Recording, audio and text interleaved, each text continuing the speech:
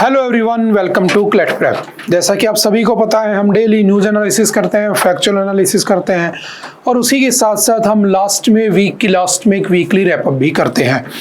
तो हमारा जो वीकली रैपअप होता है उसका मेन पर्पज़ ये होता है कि हमने पूरे वीक में जो डेली न्यूज़ एनालिसिस किए होते हैं, जिसमें हम पूरा एक घंटे तक एटलीस्ट उसके अंदर डिस्कशन करते हैं सारी न्यूज़ का।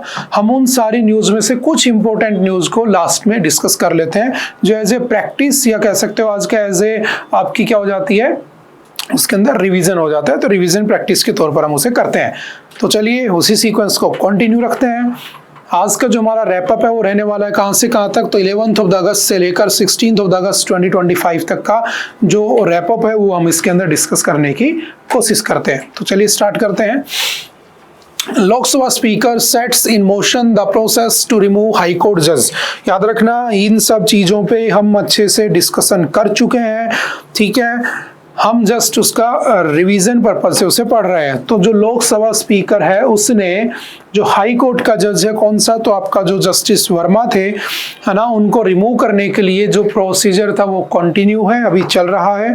तो उसको हटाने के दो प्रोविजन होते हैं। तो आपको पता होना चाहिए हमारा जो कॉन्स्टिट्यूशन है उसका आर्टिकल 124 का 4 सुप्रीम कोर्ट के लिए, सुप्रीम कोर्ट के जजों के लिए, और आपका आर्टिकल नंबर 217 जो है वो हाई कोर्ट के जजों को हटाने का प्रोविजन के बारे में बात करता है। और दो उसमें कंडीशंस लिखी हुई है, एक होता है प्रूवन मिसबिहेवियर और एक होता है दूसरा प्रूवन आपकी इनकैपेसिटी। अगर आप ये दोनों चीज़ों में पाए जाते हो तो आपको उससे हटा दिया जाएगा, बस इतना ही लिखा है।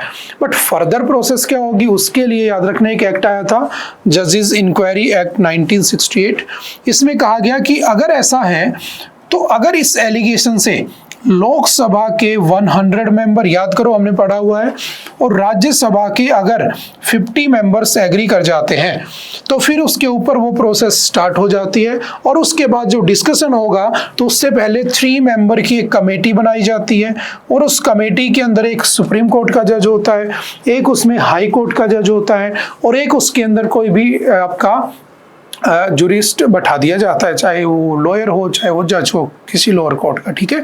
वो लोग बैठे होते हैं, फिर वो उसके ऊपर डिस्कशन करते हैं, चर्चा करते हैं, और डिस्कशन के बाद अगर पार्लियामेंट में यानी कि लोकसभा भी और राज्यसभा के अगर 2/3 मेंबर्स उसके एलिगेशन से मान जाते हैं तो फिर उसके रिमूवल प्रोसेस वहां से पास हो जाता है, और फिर लास्ट में जो प्रेसिडेंट होता है वो उसे उसकी पोस्ट से रिमूव कर देता है। तो वो जो प्रोसेस है वो उनके ऊपर चली आ रही है। क्यों? क्योंकि उनके घर में पैसे मिले थे जब एक बार उनके घर में आग लग गई थी, ठीक है। तो ये वही वाली न्यूज़ है, हमने इसको डिस्कस भी कर लिया था, ठीक है। 3 मेंबर काउंसिल होती है, 2/3 मेजोरिटी से पास होना होता है, प्रेसिडेंट लास्ट में हटा देता है, अपॉइंट करता है प्रेसिडेंट, हटाती है पार्लियामेंट, लेकिन final removal order is signed by the president of India, ये भी ध्यान रखना। नेक्स्ट है animal rights activist detained over the protest against supreme court order on the stray dogs. ये जो न्यूज़ थी लगभग हर दिन न्यूज़ में रही है ना, लेकिन हमने एक ही दिन की न्यूज़ को उठा लिया है ताकि सब उसमें पढ़ सकें कि जो स्ट्रे डॉग्स होते हैं उनके लिए भी हमें क्या रखना चाहिए, आर्टिकल 21 यानी कि राइट टू लाइफ, है ना, ये जानवरों पर भी एप्लीकेबल होता है। आर्टिकल 48 का है, यानी कि डायरेक्टिव प्रिंसिपल है, स्टेट की रिस्पॉन्सिबिलिटी है to protect the wildlife and improve the environment, ठीक है। और तीसरा आर्टिकल 51 के में जी में भी लिखा है, जो कि हमारा फंडामेंटल ड्यूटी है कि it is the duty of every citizen to have compassion for living creatures. लेकिन क्या हमें कुत्तों के साथ कंपैशन रखना चाहिए? बिल्कुल रखना चाहिए, लेकिन जब कुत्ता पागल हो जाए, जब उसमें रेबीज हो जाए ना, उसके काटने से रेबीज हो जाए, लोगों की मौत होने लगे, तो हमें उससे कंपैशन नहीं रखना चाहिए बेसिकली, क्योंकि ह्यूमैनिटी या ह्यूमन जो सबसे पहले है। तो कहा गया कि इन कुत्तों से बहुत सारी डेथ हो रही है। दिल्ली में 30,000 से ज़्यादा लोग कुत्ते द्वारा काट लिए जाते हैं, बहुत से लोग मारे जाते हैं, छोटे बच्चों में ज़्यादा डर होता है ना।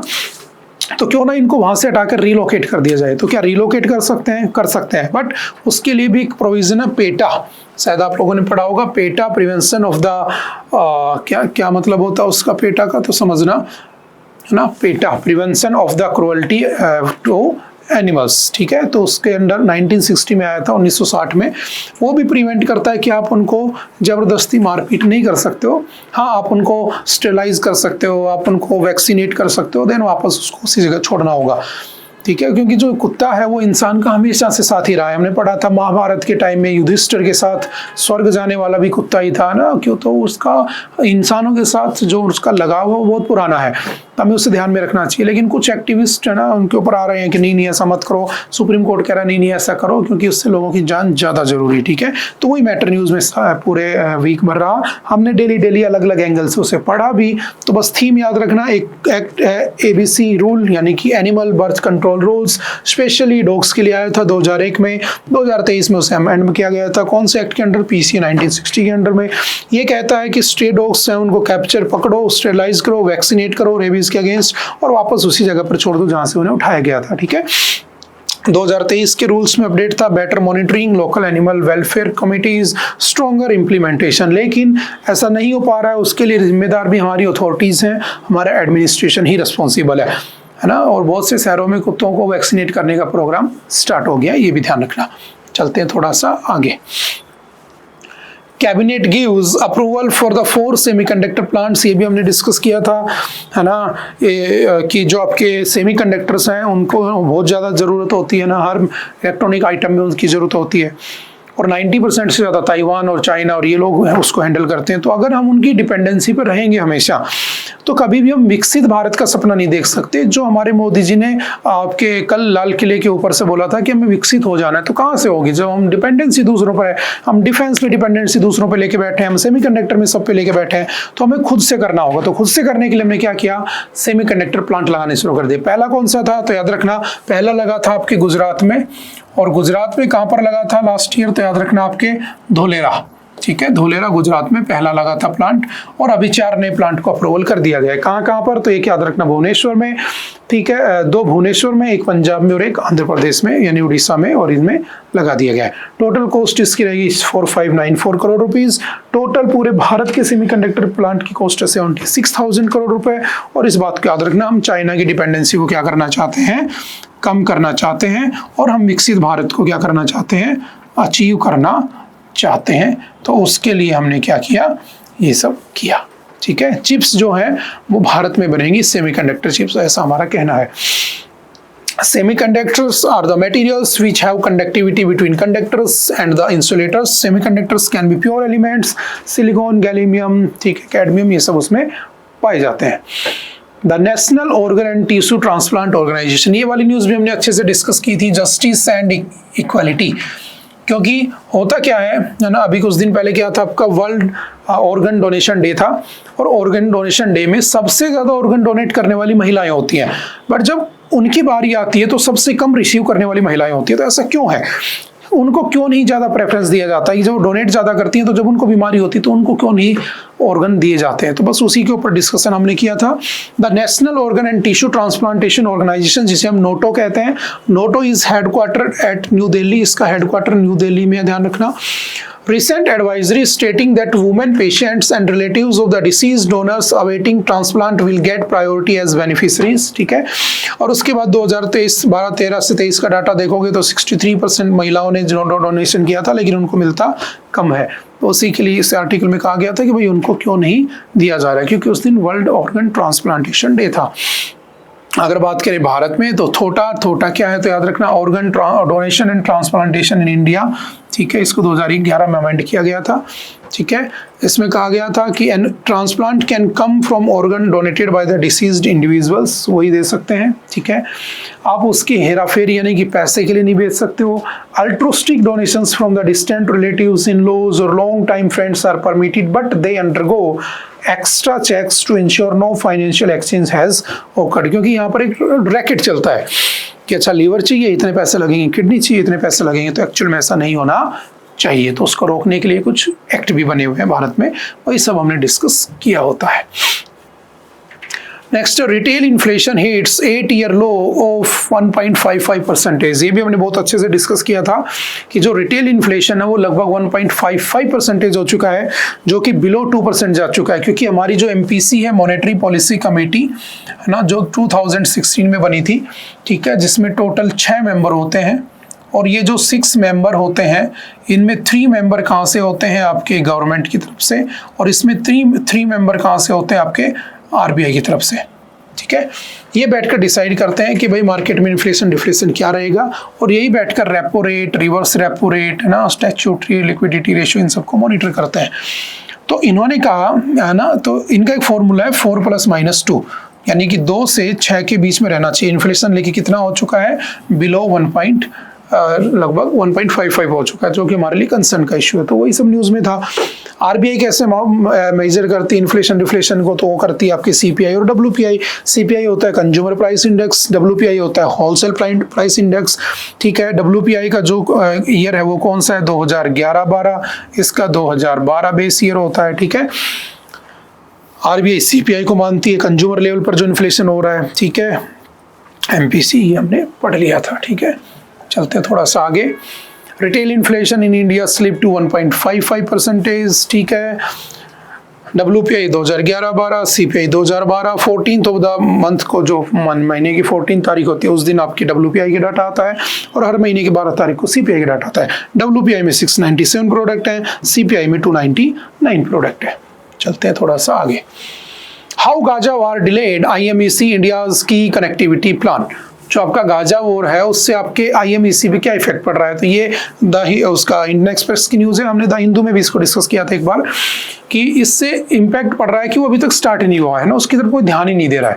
तो पूरा का पूरा जो मिडल ईस्ट वॉर चल रहा है ना, उसके अंदर हमारा जो आईएमईसी है उसको डिले कर दिया गया। तो क्या है आईएमईसी, तो सिंपल याद रखना, ये जो इकोनॉमिक कॉरिडोर है मुंबई से चलेगा, और ऐसे चलते चलते चलते चलते आपको किससे कनेक्ट करना है, पूरे यूरोप से कनेक्ट करना है, जिसमें आपके इजराइल का वो आपका हाइफा पोर्ट आता है ना, अडानी पोर्ट जिसे कहते हैं, 71% हिस्सेदारी अडानी जी की, ठीक है। वहीं पर आपका उसके अंदर ईरान के अंदर आपका पोर्ट आ जाता है, चाबार पोर्ट है ना, ये सारे के सारे उससे जुड़े हुए हैं। तो ये सारे पोर्ट भी आपको याद होने चाहिए, कौन से कंट्री में कौन सा बना है, हम एक बार पढ़ चुके हैं इससे पहले, ठीक है। India middle east Europe economic corridor, जो आपकी G20 समिट हुई थी न्यू दिल्ली में पहली बार भारत में 2023 में, उसमें इसका स्टार्ट करने की बात की गई थी, जिसमें एशिया, अरेबियन गल्फ, यूरोप, इन सबको कनेक्ट करने की बात थी। US, UAE, Saudi Arabia, France, Italy, Germany, Israel, Jordan और ईयू के पार्ट हैं। 2 मेन कॉरिडोर है, इंडिया गल्फ और गल्फ से यूरोप को आपको कनेक्ट करना है। Eastern leg India's western ports, UAE high speed freight railway through, Saudi Arabia and the Jordan port of the Haifa, यानी कि कहीं पर रेलवे ट्रैक है, कहीं पर सड़क है, कहीं पर आपके पोर्ट हैं, कहीं पर आपके शिप से मतलब कि कनेक्टिविटी बना रखी है, ठीक है। तो सिंपल याद रखना, अभी तक ये इस पे कोई ध्यान ही नहीं दे रहा है, तो ये न्यूज़ में आ गया था। India has set an example in law in conservation, ministers का कहना है। वर्ल्ड लॉइन डे कब आता है, तो याद रखना आपका celebration at Timbdi village Barda wildlife sanctuary में किया गया, ठीक है, देवभूमि द्वारका गुजरात में। इस बार के जो चीफ गेस्ट रहे वो कौन थे, आपके union environment minister Bhupender Yadav ji, ठीक है। एशियाटिक लॉइन पॉपुलेशन ग्रोथ की बात की गई कि 2025 में सेंसस में कितने हो चुके हैं लॉइन, तो याद रखना 2020 में 674 थे, अब ये कितने हो चुके हैं, 891 हो चुके हैं, ठीक है। Lions only found in India, Bharat में पाए जाते हैं, गिर भारत में कहाँ पर, गिर रीजन में पाए जाते हैं, गुजरात में, ठीक है। Develop Barda sanctuary as a new habitat, और इसमें कहा गया कि जो बारदा सेंचुरी है उसको उनका नया हैबिटेट बनाया जाए। Praised for Maldhari pastoralist community as a model for the human wildlife coexistence। तो आप देखते हो ना कि जो आपका आपने पढ़ा है कि जो आपका इको सेंसिटिव जोन है, उस ESZ इको सेंसिटिव जोन में जो आपका ह्यूमन एनिमल कॉन्फ्लिक्ट होते हैं उससे कैसे निपटा जाए ना, साल भर में इतने लोग मारे जाते हैं जानवरों से। तो इसमें कहा गया कि हमारे देश को इससे सबक लेना चाहिए कि यहाँ की जो कम्युनिटी है मालधारी, ये कैसे उनके साथ रह रहे हैं और उसके बाद भी इनकी संख्या बढ़ती जा रही है, उससे सबको सबक लेना चाहिए। तो आप उसी को सेंसिटिव जोन को भी इसमें कनेक्ट कर सकते हो, जो नेशनल पार्क में एरिया को डिवाइड करने के अंदर हमने पढ़ रखा है, ठीक है। तो सिंपल याद रखना कितने टाइगर हो चुके हैं, तो लगभग आपके 891 लॉइन हो चुके हैं 2025 के सेंसस के अकॉर्डिंग। देखो, एक होता है एशियाटिक लॉइन, एक होता है अफ्रीकन लॉइन। तो क्या डिफरेंस होता है ये भी याद रखना, ये स्लाइटली स्मॉलर होते हैं, जो आपके अफ्रीकन है वो थोड़े बड़े होते हैं, ये shorter, less developed, Fuller, denser. तो जस्ट डिफरेंस है, ये भी याद रखना। ये वल्नरेबल स्टेटस में आते हैं और ये भी आपके वल्नरेबल स्टेटस के अंदर आते हैं, ठीक है। सिंपल सा याद रखना, है ना। अभी हमने टाइगर सेंसस भी किया था, आपको याद होगा। हमारे यहाँ पर एक समिट भी हुई थी जिसमें मोदी जी चीफ गेस्ट थे गिर नेशनल पार्क में, जिसमें हमने टाइगर्स की पॉपुलेशन, डॉल्फिन्स की पॉपुलेशन भी बताई थी, कितनी डॉल्फिन भारत में हो चुकी है ना। तो वो सब भी हम पढ़ चुके हैं पहले। नेक्स्ट है PM calls for self reliance flags demographic plot. ये भी हमने पढ़ा था कि जो आपका 15 अगस्त को इंडिपेंडेंस डे था, उस इंडिपेंडेंस डे में मोदी जी ने क्या कहा, क्या क्या स्पीच दी, क्या क्या जीएसटी पे बोला, वो सब हम डिटेल में पढ़ चुके हैं। जस्ट रिवीजन पर्पज से याद रखना 2047 को हमने विकसित भारत का टारगेट ईयर बनाया है। हम डिफेंस के सेक्टर में सेल्फ रिलायंस होना चाहते हैं, है ना। हम डोमेस्टिक लेवल पर प्रोडक्शन करना चाहते हैं, इंपोर्ट टैक्स को कम करना चाहते हैं, एक्सपोर्ट को बढ़ाना चाहते हैं, और यूथ जॉब क्रिएट करना चाहते हैं, सेमीकंडक्टर हब को बढ़ाना चाहते हैं ताकि चाइना की डिपेंडेंसी खत्म हो जाए। जैसे मिशन सुदर्शन चक्र हम क्या बनाएंगे, 2035 तक हमारा खुद का एयर डिफेंस सिस्टम बना लेंगे जिसका नाम है मिशन सुदर्शन चक्र। प्रधानमंत्री विकसित भारत रोजगार योजना, हर फर्स्ट टाइम प्राइवेट जॉब वाले को 15,000 रुपए दिए जाएंगे। मेड इन इंडिया सेमीकंडक्टर बनाएंगे, ठीक है, जैसा अभी हमने पढ़ा था कि 4 प्लांट लगाए गए हैं ना। न्यूक्लियर एनर्जी कैपेसिटी बढ़ानी है ताकि हम विकसित भारत को अचीव कर सकें। वहीं पर हमने डेमोग्राफिक प्लॉट का भी बात देखा कि सरकार चाहती है कि डेमोग्राफिक प्लॉट्स बनाए जाएंगे, जगह जगह पर किस डेमोग्राफी में, किस रीजन में किस तरह के लोग रहते हैं, इसका भी डाटा कलेक्ट किया जाएगा। तो वो भी हमने डिस्कस किया था। तो जस्ट बेसिक हाईलाइटेड पॉइंट याद रखना, ठीक है। For any nation even today the yardstick of आत्म सम्मान, है ना, आत्मनिर्भरता, वही सब बात कर रही है कि क्यों ना हम खुद का फेसबुक, अमेजोन, गूगल बना ले, है ना, वही सब बात इसमें की गई है। हम यूपीआई को रिवोल्यूशन की बात की गई, कोविड-19 वैक्सीन की सक्सेस की बात की गई है ना, सुदर्शन चक्र की बात की गई, ऑपरेशन सिंदूर में S-400 की बात की गई कि उसने हमें बचा लिया था, है ना, तो क्यों ना हम खुद का बना लें। तो वही सब इसमें डिस्कशन किए गए हैं, ठीक है। Self reliance is not just about exports, imports, ठीक है, और the dollar, it is about our ability to stand on our own. Major GST shake up 12% and 28% slabs to be axed, ये भी हमने पढ़ा था, अच्छे से डिस्कस किया था, है ना। इसको आप जाकर न्यूज एनालिसिस में देख लेना, बहुत बड़ा टॉपिक है ना। यहाँ पे हम इतना डिस्कस नहीं करेंगे क्योंकि हम कर चुके हैं पहले। 12% और उसको टैक्स स्लैब को हटाया जा रहा है। कुछ प्रोडक्ट को 5% में शिफ्ट किया जा रहा है, कुछ के लिए सिन टैक्स के नाम से ना, जो इंजूरियस टू हेल्थ प्रोडक्ट होते हैं उनके लिए सिन टैक्स 40% का स्लैब बनाने की बात हो रही है, कुछ को 1% के स्लैब में रखने की बात की जा रही है, ठीक है। तो सिंपल सा याद रखना, उसको हटाने की बात हो रही है। दिवाली के ऊपर आपका ये हो जाएगा, इसको क्राउड इन इफेक्ट भी कहते हैं, ताकि लोगों का इंटरेस्ट बने और इस फील्ड में लोग इन्वेस्ट भी करना शुरू कर दें, लोगों की परचेजिंग कैपेसिटी बढ़ेगी। आपका जो जीएसटी है, याद रखना, उस जीएसटी को कब लाया गया था, बाय 101st कॉन्स्टिट्यूशनल अमेंडमेंट 2016। लागू कब हुआ था, 1 जुलाई 2017। इसीलिए हम 1 जुलाई को क्या बनाते हैं, जीएसटी डे भी सेलिब्रेट करते हैं, सिंपल सा याद रखना, ठीक है। 1 नेशन 1 टैक्स लाना चाहते हैं हम। The GST has subsumed indirect taxes like excise duty, value added tax, service tax, luxury tax, ये सब हमने हटा दिए और सबको मिलाकर जीएसटी बना दिया था। कौन से आर्टिकल में है, 279 के ए में इनके बारे में प्रोविजन लिखा हुआ है, सिंपल याद रखना, ठीक है। वही सब बातें, टैक्स को कम किया जा रहा है। उसमें 3 मेंबर होते हैं काउंसिल में, याद रखना, फाइनेंस मिनिस्टर, उसके बाद chairperson, union minister of state finance, और जो स्टेट होते हैं उन सबके फाइनेंस मिनिस्टर भी उसके मेंबर होते हैं, ठीक है। Plastic pollution treaty told as Geneva talks and without deal, ये भी हमने पढ़ा था, एक दिन पहले भी आया था, 2 बार आया था वीक में, कि जो प्लास्टिक ट्रीटी है वो अभी तक हुई नहीं है, क्योंकि 2022 में हमने यूनाइटेड नेशंस एनवायरनमेंट असेंबली में कहा था कि 2024 तक हम प्लास्टिक को बैन करने का काम करेंगे, बट अभी तक हमने किया नहीं है। 3 जुलाई को हम क्या बनाते हैं, प्लास्टिक पोल्यूशन डे बनाते हैं, ठीक है। मैरीन लाइफ को क्या इफेक्ट करता है, उससे उसे बचाना है। माइक्रो प्लास्टिक का इफेक्ट आप जानते हो कितना हो चुका है, ठीक है। ट्रीटी क्यों नहीं हो पा रही है, क्योंकि डेवलप्ड और डेवलपिंग नेशंस के बीच में फाइट चल रही है। डेवलप्ड नेशन कहते हैं कि कंप्लीट बैन कर दो, कंप्लीट बैन कर दोगे तो बेचारे जो गरीब देश हैं हमारे जैसे, जो डेवलपिंग में है, वो तो बर्बाद हो जाएंगे, क्योंकि उनके पास अल्टरनेटिव टेक्नोलॉजी नहीं है। जैसे जूट होता है तो बड़ा महंगा है ना, तो उसको अडॉप्ट नहीं करना चाहते, तो डिस्प्यूट की वजह से अभी तक ये अचीव ही नहीं की गई है, ठीक है। Trump Putin shake hands ahead of Ukraine talks eight Alaska summit, Alaska summit हुई, ठीक है। उसके अंदर ट्रम्प साहब ने इनवाइट किया था किसको, पुतिन को। पुतिन आए, यूक्रेन के ऊपर बात होनी थी लेकिन बात नहीं हुई, बात घूम फिर के कहीं और ही चली गई। और इसका फुल कंप्लीट एनालिसिस देखना है तो आप उसके लिए 16 अगस्त का न्यूज़ एनालिसिस देख सकते हैं, ठीक है। उसमें हमने अच्छे से उसको डिस्कस किया था, ठीक है। तो भाई यूएस से आरआईसी बन रहा है, आरआईसी से इंडिया को बाहर निकालने के लिए यूएस से प्रेशर दे रहा है, टैरिफ फोर लगाकर कह रहा है कि अगर तुमने रशिया से व्यापार तेल खरीदा तो हम टैरिफ लगा देंगे। चाइना पे नहीं लगा रहा है क्योंकि चाइना भी खरीदता है तेल, हमसे ज़्यादा खरीदता है, क्योंकि यूएसए को चाइना की नीड है, तो वो चाइना पे नहीं लगा रहा है, हमें परेशान कर रहा है, ठीक है। और वो चाहता है कि रशिया यूक्रेन लड़ाई खत्म हो जाए, बस और कुछ नहीं। चाइना को उसने 19 डेज का टाइम और दे दिया, पहले 19 फिर 19 हमें नहीं दिया। अब यूएसएसआर कहता है कि नाटो जो है वो एक्सपेंशन क्यों कर रहे हो तुम, क्योंकि नाटो बना इसलिए था, यूएसएसआर था, यूएसएसआर गायब हो गया तो नाटो को भी रोक दो। ये रोक नहीं रहे हैं। यूक्रेन नाटो में जाना चाहता था तो रशिया ने जाने से रोकने के लिए अटैक कर दिया। बस यही तीनों के बीच में क्या चल रही है, लड़ाई चल रही है। उनके बीच एक पैक्ट हुआ था जिसे हम वॉर्सो पैक्ट कहते हैं। वॉर्सो पैक्ट कब हुआ था? 1991 में। इसमें ये डील हुई थी कि हम एक दूसरे के साथ पीसफुली रहेंगे, एक दूसरे के रीजन्स की तरफ नहीं बढ़ेंगे। बट नाटो जो है जिसको यूएसए लीड कर रहा है वो रशिया की तरफ बढ़ता जा रहा है, तो रशिया ने यूक्रेन उसमें ना चला जाए इसलिए उस पर अटैक कर दिया और तब से लड़ाई चली आ रही है, ठीक है। चलते नेक्स्ट। और जब यहाँ पर ये मीटिंग हुई, जब पुतिन साहब वहाँ पहुँचे तो आपके जो ट्रम्प हैं उन्होंने वहाँ को ऊपर से क्या उड़ा दिया, B-2 बॉम्बर्स, है ना, अपनी पावर शो करने के लिए, तो सब है, ठीक है।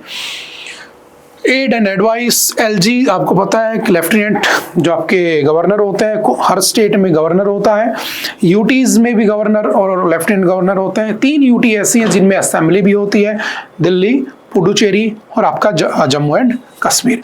और जम्मू एंड कश्मीर के लेफ्टिनेंट गवर्नर को ये पावर है, प्रोविजन किया गया जब हमारे यहाँ पर रीऑर्गेनाइजेशन एक्ट आया 2021 में, जब जम्मू कश्मीर का डिसइंटीग्रेशन हो गया ना, जब वो लद्दाख और जम्मू कश्मीर में टूट गया तो लद्दाख तो यूटी बना दिया गया, लेकिन जम्मू कश्मीर यूटी भी बना, विद असेंबली प्रोविजन से बनाया गया, है ना। तो उसमें कहा गया कि 5 जो MLA हैं वो लेफ्टिनेंट गवर्नर नॉमिनेट कर सकता है। तो इससे तो ये हो जाएगा, सरकार ही बदल देगा वो। तो कहा गया ये गलत है, उसको ऐसा नहीं करना चाहिए, बस उसी को प्री आर्टिकल है, हमने उसको पढ़ा था उस दिन, ठीक है।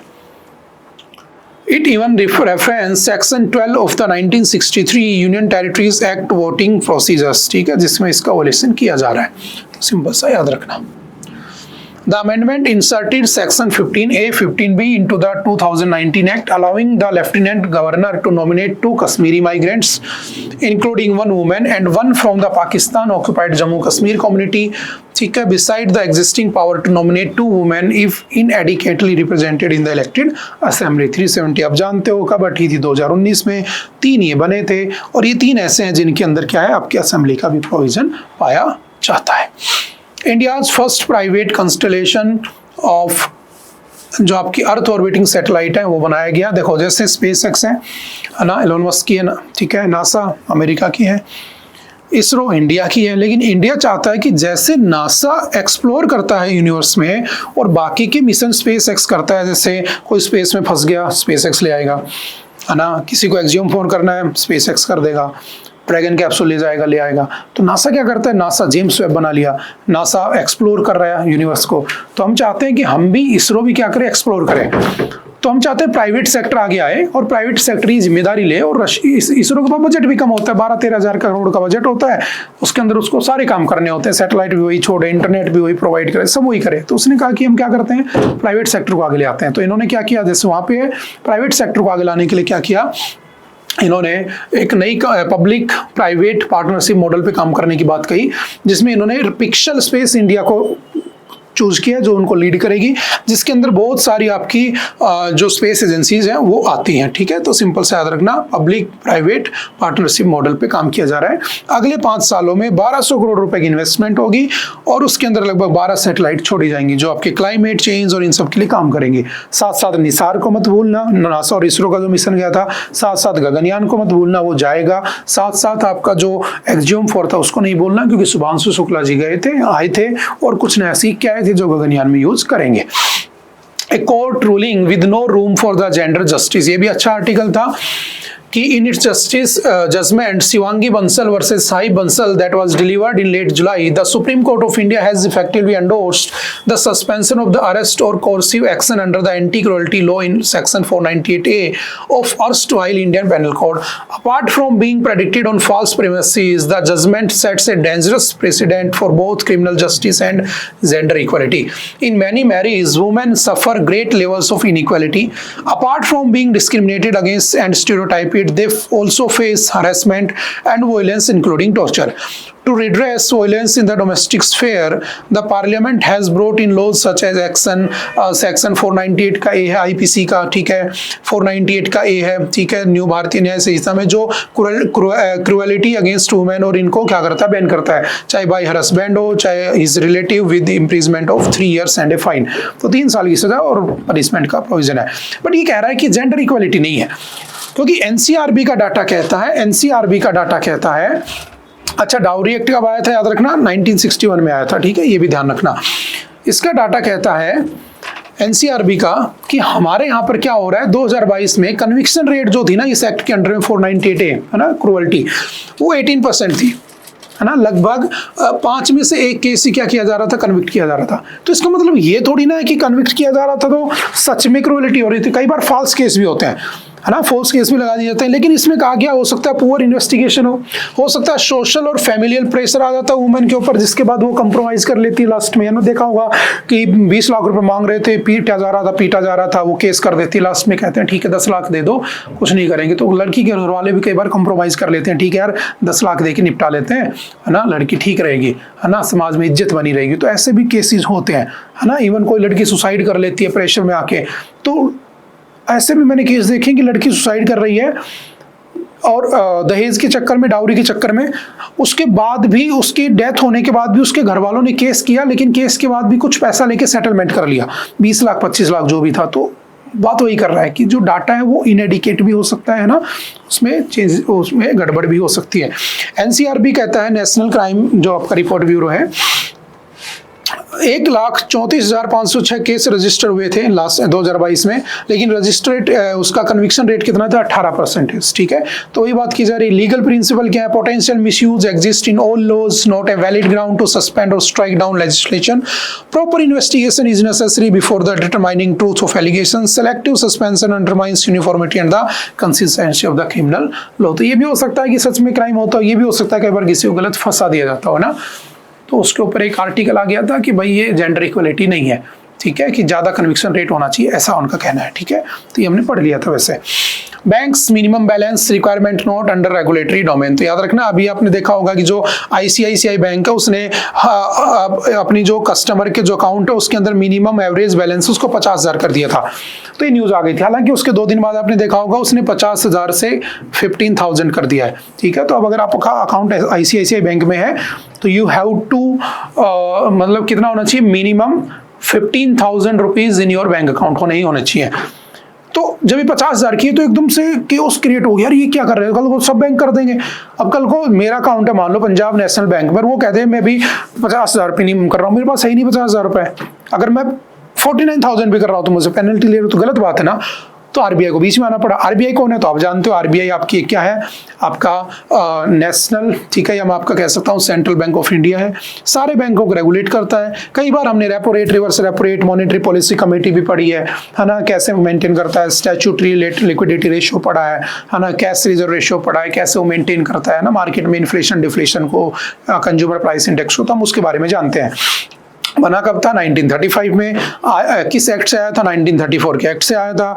आज के दिन हेड कौन है तो संजय मल्होत्रा, जैसा कि आपके सामने फोटो लगी हुई है, Sanjay Malhotra governor of RBI, है ना। आरबीआई लाई कौन थे, ब्रिटिशर्स। उनके जाने के बाद हमने नेशनलाइजेशन किया। आरबीआई वाज नेशनलाइज्ड इन 1949 और 1949 से भारत सरकार की प्रॉपर्टी है, ठीक है, समझ गए। तो इसने कहा कि भाई देखो, बैंकों को रेगुलेट करना मेरा काम नहीं है, बैंकों की मिनिमम बैलेंस को, एवरेज बैलेंस को मेंटेन करना हमारा काम नहीं है, हमारे डोमेन में नहीं आता, वो चाहे उतना ही कर लें। तो वो न्यूज़ में आ गया। तो आप आरबीआई जानते हो, आरबीआई के फर्स्ट गवर्नर कौन थे, सर ऑसबॉर्न स्मिथ। ये फैक्चुअल डाटा याद रखना।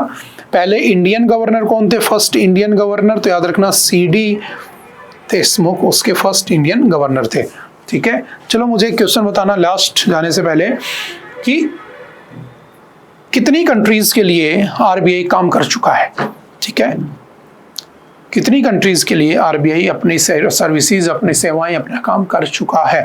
देखते हैं कौन लोग बताते हैं। 2 3 4, 1 2 3 4 ये ऑप्शन है। ऑप्शन नंबर 1 में 1 है, 2 में 2 है, 3 में 3 है, 4 में 4 है। कितनी कंट्रीज के लिए आरबीआई काम कर चुका है, देखते हैं कौन बताता है, ठीक है। बाकी हम आरबीआई को अच्छे से पढ़ चुके हैं कई बार। चलते हैं थोड़ा सा आगे। है ना, कब बना था 1934 में, ठीक है। पहले हेडक्वार्टर कोलकाता था, बाद में उसका हेडक्वार्टर कहाँ पे हो गया, मुंबई में। तो आज के दिन मुंबई में, ध्यान रखना।